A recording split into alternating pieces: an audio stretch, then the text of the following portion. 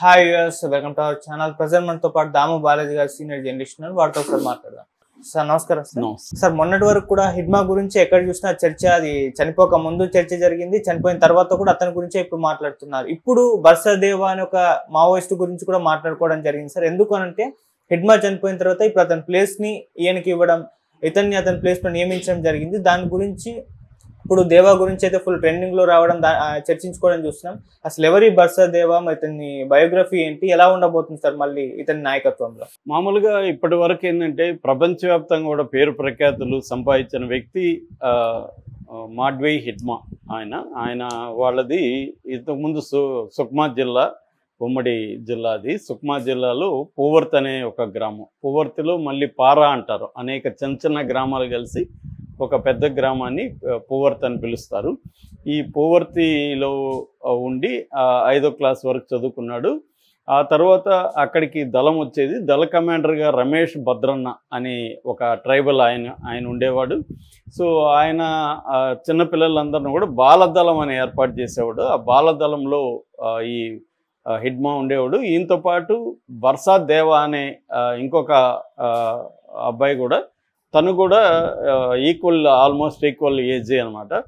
తను కూడా ఈ బాలదళంలో ఉండేవాడు. బర్సాదేవా కూడా ఒక రకంగా బర్సాదేవా హిడ్మా ఇద్దరు కూడా ఒకే ఏజ్ గ్రూప్గా కూడా చెప్పుకోవచ్చు. సో అంటే దాదాపు 50 ఏళ్ళు ఇప్పటి వయసు. 74లో హిడ్మా పుట్టాడని మావోయిస్ట్ లేఖలో, కొత్త లేఖలో ఉంది. సో అలాగా బర్సాదేవా అండ్ హిడ్మా ఇద్దరు కూడా సమకాలీనులు, ఒకే ఊరోళ్ళు, ఒకే చోట పెరిగారు. సో ఈ రమేష్ భద్రన్న కమాండర్గా ఉంటూ ఈ బాలలకి ఎడ్యుకేషన్ ఇవ్వడం, మావోయిస్టుల గురించి చెప్పడం, ఇవన్నీ కూడా చేసేవాడు. అంటే చిన్నప్పటి నుంచే వీళ్ళిద్దరూ కూడా మావోయిస్టులతో అట్రాక్ట్ అయ్యారు. మావోయిస్టులు పెట్టిన బాలల దళంలో పనిచేశారు. దాని తర్వాత ఈ భద్రన్న ఆధ్వర్యంలో పూవర్తిలో ఒక చిన్న గుంట నిర్మించారు. వాళ్ళకి మంచినీటి కోసము ఒక గుంటని అక్కడ లోకల్ వాళ్ళని ఉపయోగించుకొని చేశారు. అది హిడ్మాని ఆకర్షించింది. అంటే వీళ్ళు అభివృద్ధి, మన గ్రామాన్ని ఇప్పటివరకు ఎవరు పట్టించుకోలేదు, ఏ గవర్నమెంట్ అధికారి మన గ్రామంలోకి రాలేదు. వీళ్ళు వచ్చినాక కొంత మన గ్రామాన్ని పట్టించుకుంటున్నారు, మన ఎడ్యుకేషన్ ఇస్తున్నారు, హెల్త్కి సంబంధించి మెడిసిన్స్ అందిస్తున్నారు, వ్యవసాయానికి సంబంధించి కూడా శ్రద్ధ తీసుకుంటున్నారు. పోడు వ్యవసాయం స్థానంలో స్థిర వ్యవసాయాన్ని వీళ్ళు ఇవ్వడానికి వాటర్ సోర్స్ ఇవన్నీ కూడా చేస్తున్నారు. కాబట్టి వీళ్ళ పట్ల ఒక ఆరాధన అనేది హిడ్మాకి, బర్సాదేవాకి ఇద్దరికి కూడా వచ్చింది. అలాగే మెల్లగా ఈ భద్రన్న ఏం చేశాడంటే అతన్ని కొద్దిగా ఏజ్ పెరిగినాక మెల్లగా దళంలోకి తీసుకున్నాడు. దళంతో తిరగడం అలాగా చేశారు. వీళ్ళిద్దరు కూడా అలాగే వచ్చారు. దాని తర్వాత అక్కడ ఒక ప్లేటూన్ ఏర్పాటు చేశారు. అంటే మామూలుగా ఏంటంటే దళం అంటే ఒక 10 నుంచి 15 మంది ఉంటారు. అట్లా కాకుండా ప్లేటూన్స్ అంటే పిఎల్జీ అంటారు, పీపుల్స్ లిబరేషన్ గెరిల్లా ఆర్మీ అని, ఒక స్టాండింగ్ ఆర్మీని వీళ్ళు తయారు చేసుకోవడానికి మావోయిస్టులు ఎప్పటి నుంచో ప్లాన్ చేశారు. ఆ ఆర్మీలో ముందుగా కంపెనీ, ప్లాటూను, కంపెనీ, తర్వాత బెటాలియన్, ఇలాగా మిలిటరీ పరంగా వాటిని డివైడ్ చేయడం అనేది చేశారు. అంటే చిన్నదాన్ని ప్లాటూన్ అంటారు, ఇంకొంత పెద్దది కంపెనీ అంటారు, ఇంకా పెద్దదాన్ని బెటాలియన్ అంటారు. అలాగా నిర్మాణాల్లో ప్లాటూన్ పెడదాం అనుకున్నప్పుడు వీళ్ళిద్దరిని కూడా ప్లాటూన్లోకి భద్రన్న తీసుకెళ్ళాడు. ఆ తర్వాత భద్రన్న ఆయన కారణాల రీతే ఆయన సరెండర్ అయిపోయాడు. ఈ మధ్యనే హిడ్మా చనిపోయినాక ఆయన అనేక హిందీ ఛానల్స్కి ఇంటర్వ్యూలు ఇస్తున్నాడు. నేను కూడా కొన్ని చూశాను. భద్రన్న ఇప్పుడు నేను చెప్పిందంతా ఆయనే, భద్రన్నే చెప్పాడు ఛానల్స్కి. సో అప్పుడు నేనే ఇలాగ రిక్రూట్ చేశాను, ఈ స్థాయిలోకి వెళ్తాడని నేను అనుకోలేదు, కానీ బాగా చురుగ్గా ఉండేవాడు ఎవరు హిడ్మా. పైగా పుస్తకాలు బాగా చదివేవాడు. ఆయన నాలెడ్జ్ కూడా బాగుంది, మిలిటరీ నాలెడ్జ్. ఎందుకంటే ఆయుధాల తయారీలో కూడా హిడ్మా కానీ బర్సాదేవా కూడా పాల్గొనేవాళ్ళు. వాళ్ళకి ఏంటంటే సహజంగా అక్కడ ఉన్న ట్రైబల్స్కి వేటాడడం, అడవిలోకి వెళ్ళడం ఇవన్నీ కొంత వచ్చి ఉంటాయి. అంటే వాళ్ళు ఫిజికల్గా ఫిట్గా ఉంటారు. టెరైన్ వాళ్ళకి అడవి కాబట్టి, వాళ్ళు మావోయిస్టులకి ఎక్కడి నుంచి పోయిన వాళ్ళకి అడవి కొత్త, కానీ వాళ్ళకి పుట్టినప్పటి నుంచి అడవిలోనే కాబట్టి వాళ్ళకి అడవి కొట్టిన పిండి. సో ఆయుధాలు పట్టడం ఇవన్నీ తెలుసు వాళ్ళకి. కాబట్టి ఇక్కడ ఉన్న ఆయుధాలు, టెక్నాలజీ ఇవన్నీ కూడా ఈజీగా త్వరగా నేర్చుకున్నారు వీళ్ళిద్దరూ, బాగా చురుకైన వాళ్ళు.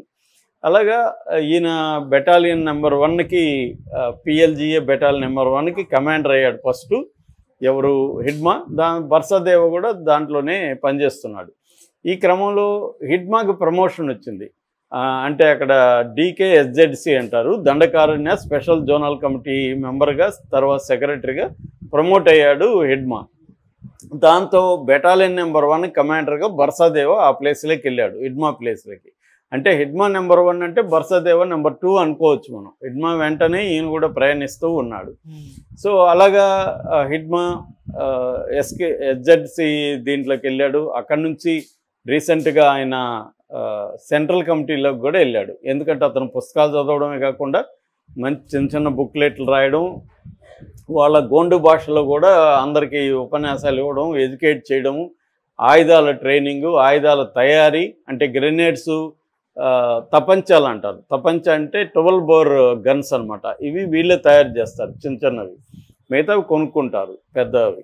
సో అలాగే ఈయన తుపాకులు తయారీ, తుపాకుల రిపేరింగ్ కూడా చాలా ఇంపార్టెంట్. ఎందుకంటే గన్ పట్టుకుంటే సరిపోదు, ఆ గన్కి ఏమైనా ప్రాబ్లం వస్తే రిపేర్ చేయగలగాలి, వాటిని క్లీనింగ్ ఎలా చేయాలి, ఇవన్నీ కూడా నేర్పిస్తారు వాళ్ళకి. అవన్నీ కూడా ఈయన ఎక్స్పర్టైజ్ అయ్యి నేర్పించడం. అట్లాగే ఎక్సర్సైజులు ఎలా చేయాలి, ఫిజికల్ ఫిట్నెస్ కూడా వాళ్ళకి ఒక రొటీన్ ఉంటుంది. మామూలుగా స్ట్రెంగ్త్ ఎక్సర్సైజులు, ఎండ్యూరెంట్ ఎక్సర్సైజులు, ఫిజికల్ ఫిట్నెస్, అజిలిటీ ఇవన్నీ చేస్తారు. దాంతోపాటు ఎన్కౌంటర్లు జరిగినప్పుడు ఎలా పారిపోవాలి, ఎలా శత్రువుని ఎలా ఎదుర్కోవాలి, ఎట్లా భూమి మీద ప్రాకి తెలియకుండా వెళ్ళాలి, అంటే ఆకులో గీకులో మీద వేసుకొని మనం ఎట్లా కనబడకుండా వెళ్ళాలి, అట్లాగే ఎవరన్నా గాయపడితే ఎలా మోసుకొని గన్ను పట్టుకొని మోసుకుంటూ వెళ్ళాలి, ఇవన్నీ కూడా ట్రైనింగ్ ఉంటుంది అన్నమాట. అవన్నీ కూడా హిడ్మా అండ్ బర్సాదేవ ట్రైనింగ్ ఇచ్చేవాడు.